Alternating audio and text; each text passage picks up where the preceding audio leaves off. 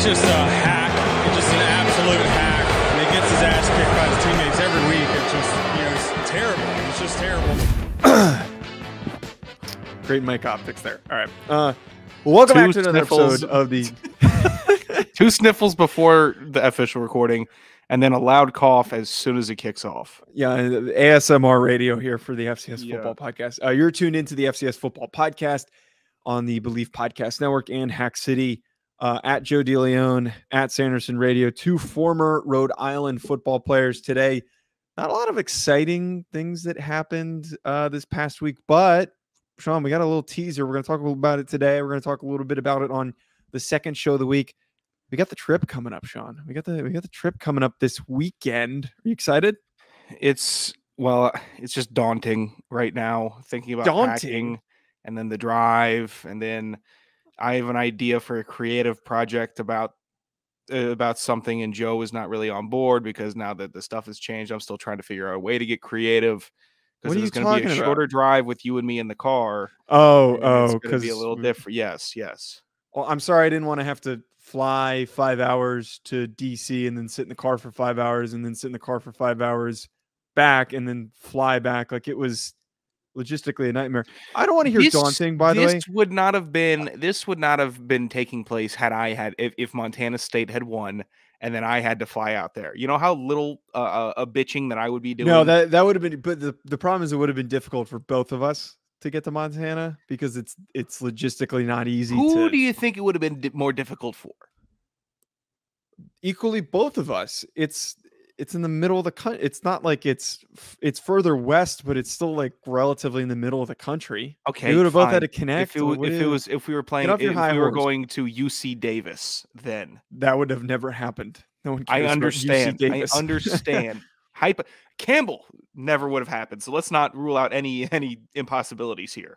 By the way, I don't want to hear you say daunting when I have to wake up at 3 a.m. on Friday to get to the airport, and then I have to fly back on Sunday for a very nice early flight. So I don't want to hear daunting for you.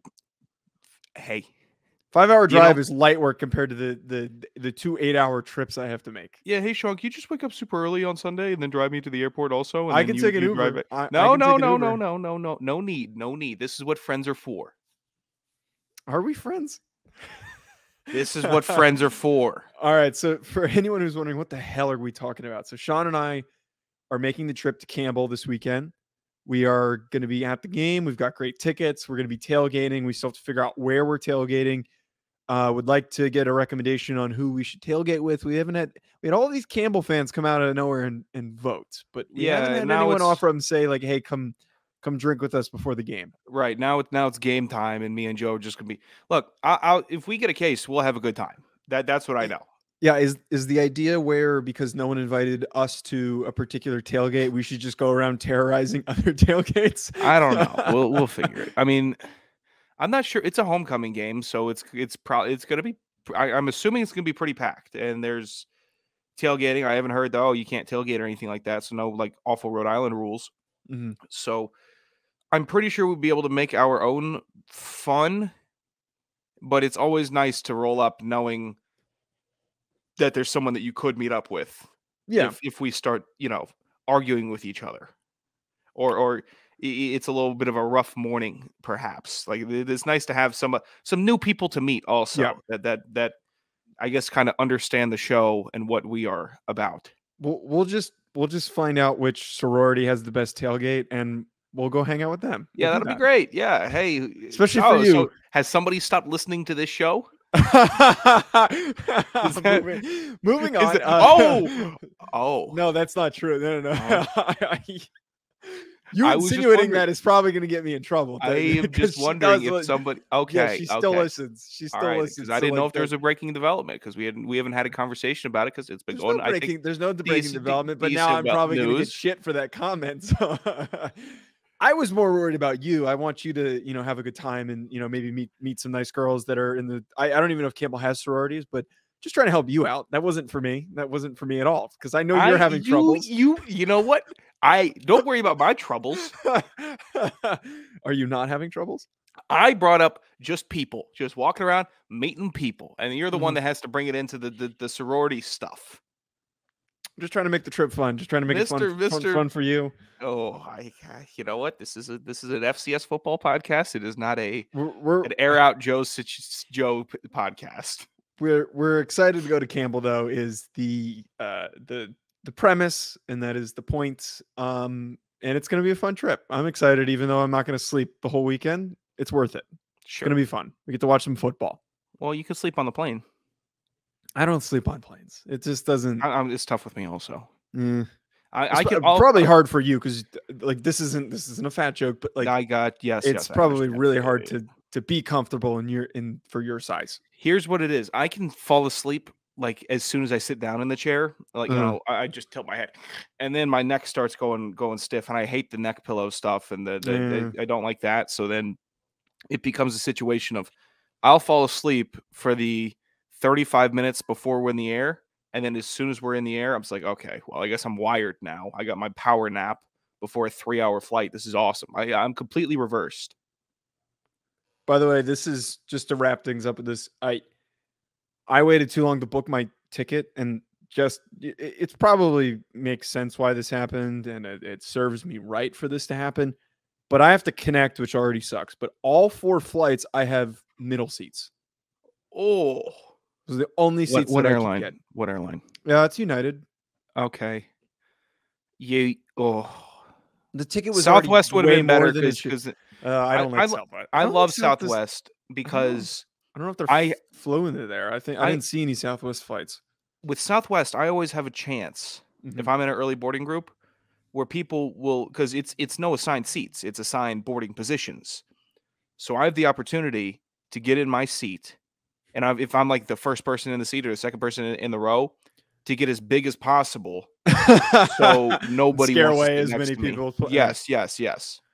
See, I'm not big enough, and I'm even smaller than I used to be, where I can't even do that. But you should just be like picking your nose on the plane. Just try to have nobody sitting next to you. that is the goal. Open middle seat. I know you. Oh God, you better hope somebody cancels. It is very good advice from Sean. We got a message from Chad, and I'm just very distracted by it. Yeah. Would we focusing on this week, the strength of schedule and remaining schedule, and the current top 5 in the face? I don't know what he's trying to say to us. Chad, I'm not going to respond to you. At least not right now. All right, we've got Elon Richmond to recap. A couple other things that we're going to recap. Before we do though, Sean, I had a very good week for my mental health. I didn't bet this week, and I'm going to get back into it this upcoming week. But awesome way to sell the product. Awesome way. That's how you do it. That's how you really convince people to say it's mentally healthier. There was some serious FOMO, I will admit, because there were some bets that I wish I made that would have hit. Oh, that's all I'm going to say. Your boy made some money this weekend. Oh, you finally won some bets. The Joe DeLeone critique of the Sean Anderson parlay system of I just need to do this once a week and then I'll be good. Did it work? I did not make the big boy parlay, like 8-legger, but I hit a 5-legger last night in Sunday Night Football. I had a couple other good straight bets over the weekend. So it was a good weekend betting. I'm not officially calling it a heater. I can't do it yet because I'm not really, really heating up, but basically paid for my food this weekend through gambling, which I'm happy about. And knowing how much I will put down for you, that's a lot. Yes. That's an expensive endeavor. Any food for you is expensive. Why don't I just set it up for the tea for you? All right. Well, in case you haven't already noticed, football is back, and BetOnline remains your #1 source for all your football betting needs this season.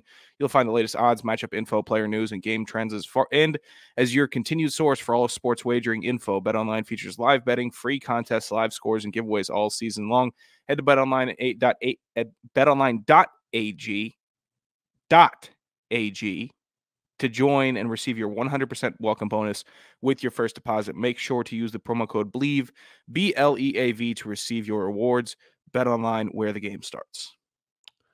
Thank you, Sean. Yeah, of course. All right. Stuff that happened this weekend. Elon beat Richmond in what was a very close game that went to overtime, if I believe that's correct. And we ended up having like we talked about, a quarterback duel. It was a duel. It wasn't? It was. It was a battle between these two guys. And the one thing that popped up on my feed was the Matt McKay throw that he had, I think, earlier in the game, which was just a really nice ball by him. But nonetheless, the CAA is continuing to heat up. And you even threw in here that 9 teams are over 500 in the CAA. And this game, I think, epitomizes that competitiveness in the conference that we've got right now, where anybody can beat anybody on any given week. And this week, the big dog that's getting talked about, that's getting the run, is Elon, who beat Richmond. And then there's going to be somebody else next week. I do have to say, I did steal that number from Craig Haley. I will always admit when I steal from him, which is often. But what we saw in this Elon Richmond game, and what we're seeing in the CAA now, is more playoff capable quarterbacks. Reese Udinsky, playoff capable quarterback. Matt McKay, playoff capable. Nolan Henderson from Delaware, playoff capable.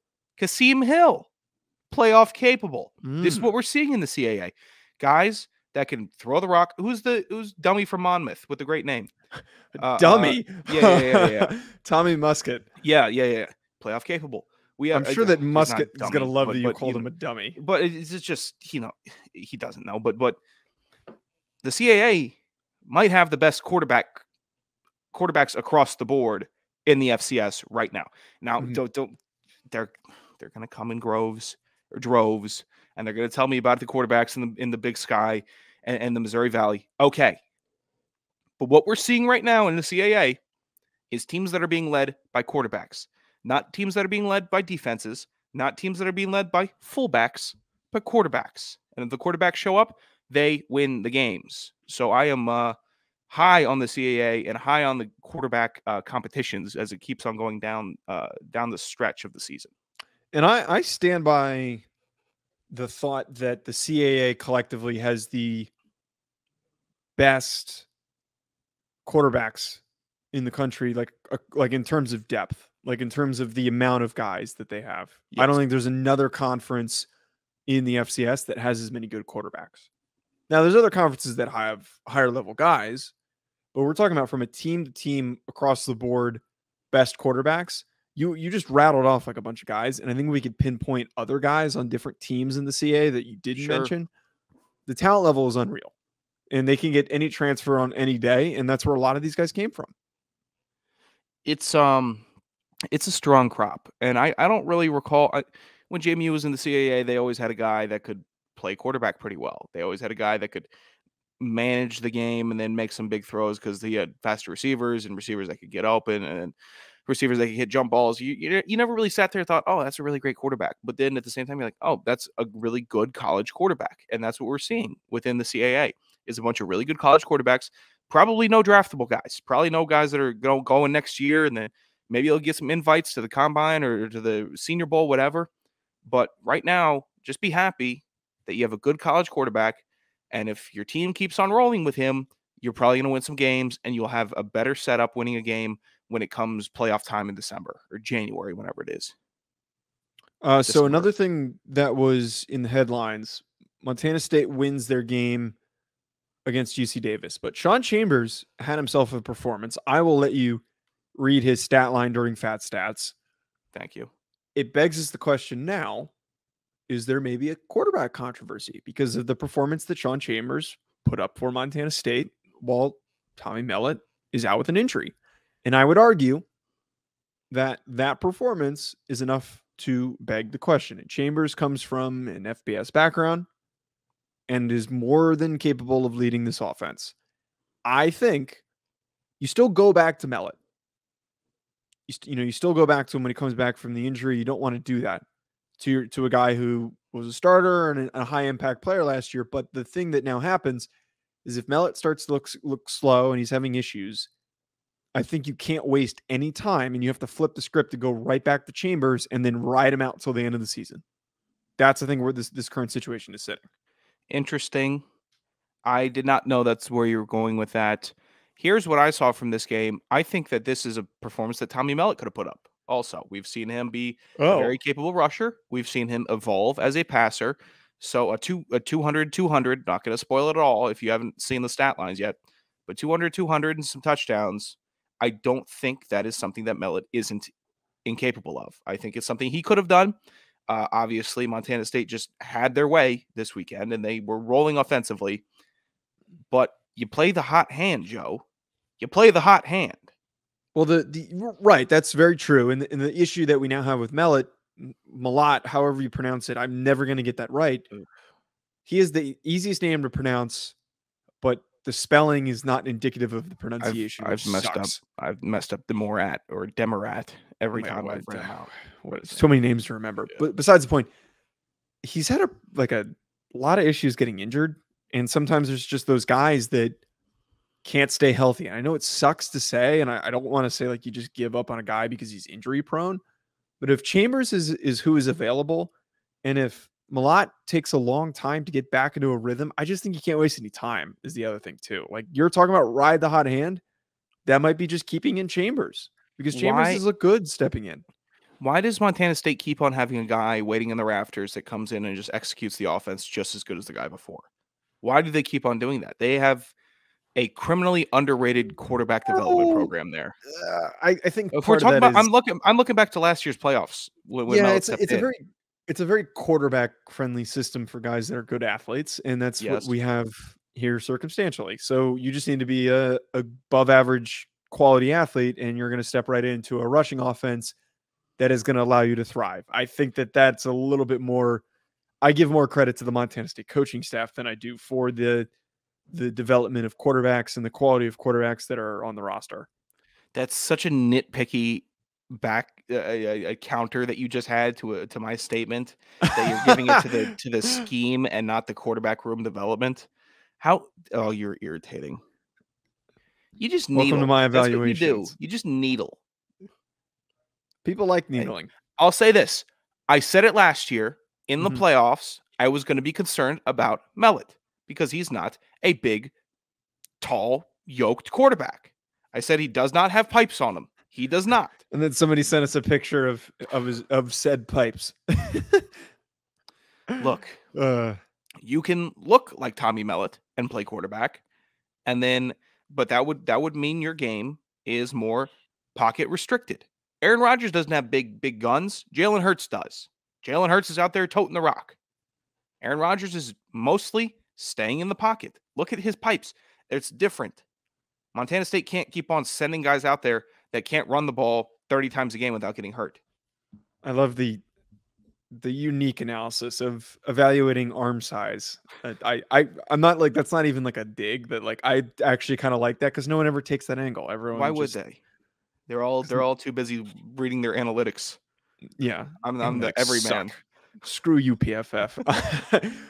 Sean, Missouri State was the darling of the month of September, and they finished the month in a not very compelling fashion. So what I'm referring to is the hot start for Jason Shelley and all the games that they played, and then they look good against Arkansas, fall flat on their face against South Dakota State.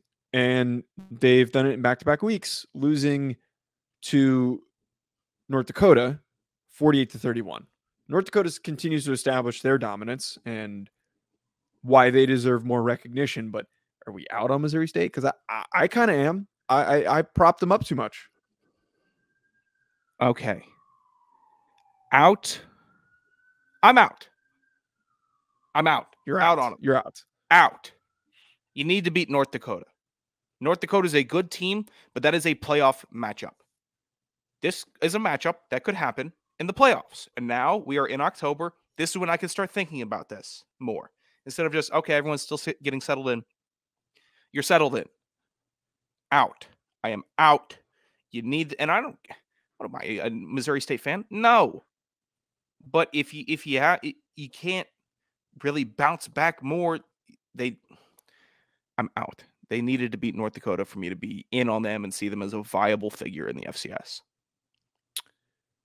I don't disagree with that. They shouldn't be ranked, and I keep seeing them in too many rankings. It was commendable how they played against Arkansas, but to lose in this fashion in back-to-back important games in your conference, no, they don't deserve to be ranked, and they have an uphill battle to recover from this.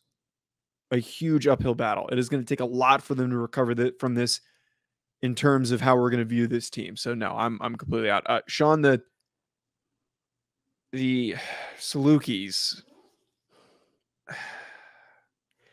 I have now been dragged into this further. So my hex that I placed on them that was acknowledged by Reddit FCS is no longer effective for SIU, for Southern Illinois.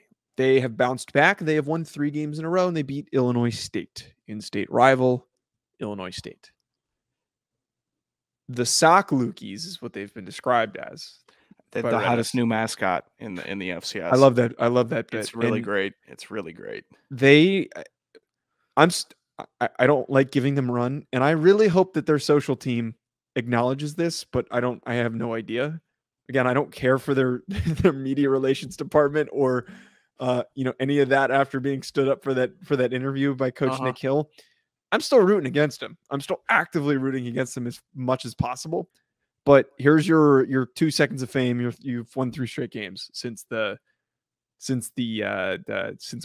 hex was placed on them. Okay, so we're calling it a hex and not a curse. They are 2 different things. No, they're not. Yes, they are. Is that some anime shit? The reason why you know that? No. But how do you know that? I don't know that. I don't know the difference between them. Well, you said it was a curse at first. That you said it was a hex. So you obviously changed it. Here's the thing. Here's the thing, Joe. Synonyms? What's the difference? They're synonyms. What's the difference? Look, you were so high and mighty through 2 weeks. I loved it. Because I said, well, here comes the pitfall. I was angry with you because you were just Johnny Ego. That's who you were. I have this power, and I'm gonna keep SIU from losing. You can't. From winning. Pardon me, from winning. Yes. You don't have that club in your bag. All right. You're not prime Mad Dog Russo, and you're not prime Princess. They had the ability. Who says I can't be? You don't have that club in your bag right now, and it makes me happy. I have become an SIU fan this year because of your arrogance. All I'm saying is show up for an interview when you tell me that you're going to take one. That's all I have to say. I understand. But they are a hot team. I'm getting in on the bandwagon. I have started the bandwagon. And you didn't start the bandwagon. The Reddit FCS in. Guys started the bandwagon. Stop it. I started in week 1. What are you talking about? Well, okay. Find evidence of that. What do you find evidence? You said it on the show. I know. Look, everybody's welcome on this bandwagon. Joe, you included. You can join if you want. No. I'm extending. No. What's the opposite of a bandwagon? What's a bandwagon for haters? I don't know. Hate train? The hate train? Yeah, hate train. I like that. Train. All right, we'll get on the hate train if you agree with me. Sean, last thing that I want to acknowledge here. So you put down, and I looked them up while you were talking earlier. Yale unveiled throwback uniforms that they're wearing against Dartmouth. Yeah. And these are the ugliest, worst, goddamn awful uniforms I have ever seen. And we've seen some horrible ones, like the UL Monroe ones that were camo. Yeah, those stunk. The Florida Gator ones.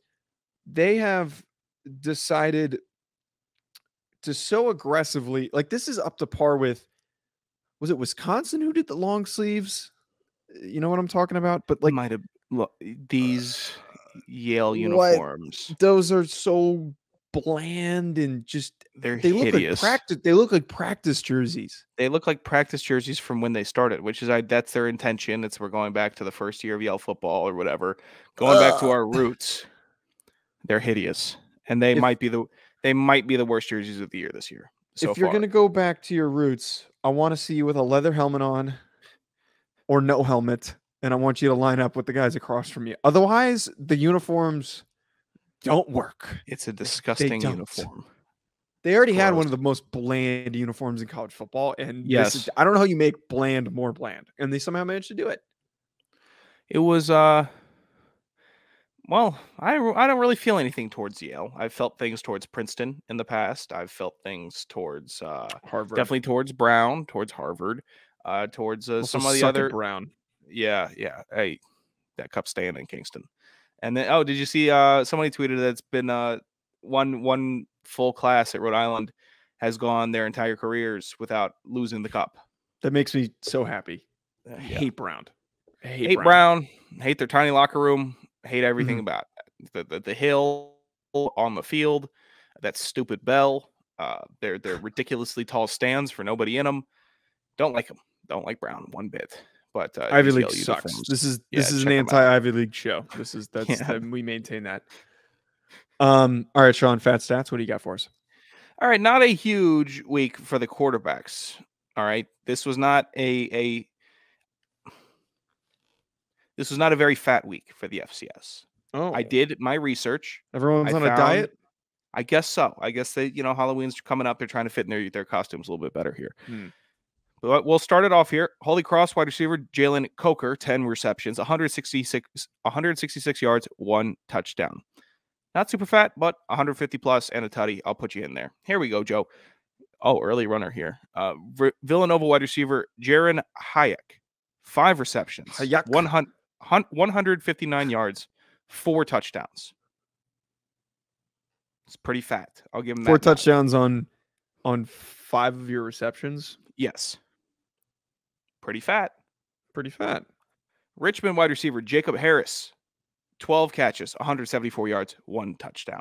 Now, Samford running back Jalen Thomas, 5 rushes, 140 yards, 3 touchdowns. That's hilarious. That's 20 fantastic. yards a rush. That's hilarious. And that might be it. That might be it, but continue. It's 20 yards a rush. But Hayek, Joe, has, what is that, 30 yards a catch? I get that, but the fact that I don't know what's so funny about that to me, but for a receiver, it's easier to do that than it is for a running back. Oh my for goodness. 5 carries for 104 yards, because it requires a lot more. You could catch like a really deep pass and that, be a good chunk of yards. I think Hayek's long was like 46 yards. To start at the line of scrimmage, though, Sean, and to pick up all of those yards on 5 carries and 3 of them are touchdowns is bonkers. But sorry, continue. May I continue? No. Thank you. South Dakota State running back Isaiah Davis, 27 carries, 199 yards, and 2 touchdowns. That's your guy. It's a pretty good line. William Mary running back Malachi Imo, 21 rushes, 120 yards, 3 touchdowns. 3 touchdowns. It'll get you on fat stats. Portland State wide receiver Mateo Talama. God, I practice it. Tala Lemotu, 3 catches, 106 yards, 3 touchdowns. 3 catches, 3 touchdowns, Joe. Hey, pay attention. I'm paying attention. You're not. Montana State quarterback Sean Chambers rounds out the list. 18 rushes, 203 yards, 3 touchdowns running, and then 13 for 21, 227 yards passing, and 2 passing touchdowns. That's total stat. That is 450 total, or 430 total yards and 5 touchdowns. That's the stat. For that many yards, 5 touchdowns, passing and rushing, Chambers gets it. You're locking in with Chambers? Yeah. All right, let me highlight you in here. I don't know if I'm going Chambers. I'm going Hayek from Villanova. 4 touchdowns receiving. Yeah. I'm taking it. It. I'm sure it's lame. I'm sure. Sean, any closing thoughts before I wrap us? Stop putting me in Twitter threads, Joe. Every time that anyone gets into a Twitter thread, please, it doesn't even have to be FCS related. Stop doing it. Tag Sean. Please tag Sean. Sean gets lonely and he just wants to hear from everybody. Please. Please. Hey, I would like a thread on how good this episode was. Hey, you're being funny? You're trying to be funny right now? Stop. But our listeners are going to actually do that. Stop putting me in threads, Joe. They can do what they want to do. You stop doing that. I just don't want you to miss out. Okay, to be fair, I was put into a thread that I didn't want to be in. So if I'm in a thread I don't want to be in, that's not how this works. No. You enjoy your thread. You enjoy your thread. I am not a part of that. Nope. At Joe DeLeone, at Sanderson Radio. Trip coming this weekend. We've got some content planned. Make sure you're subscribed to the YouTube channel Hack City and the audio feed, which is also titled Hack City now. And we'll be back with a preview episode very soon.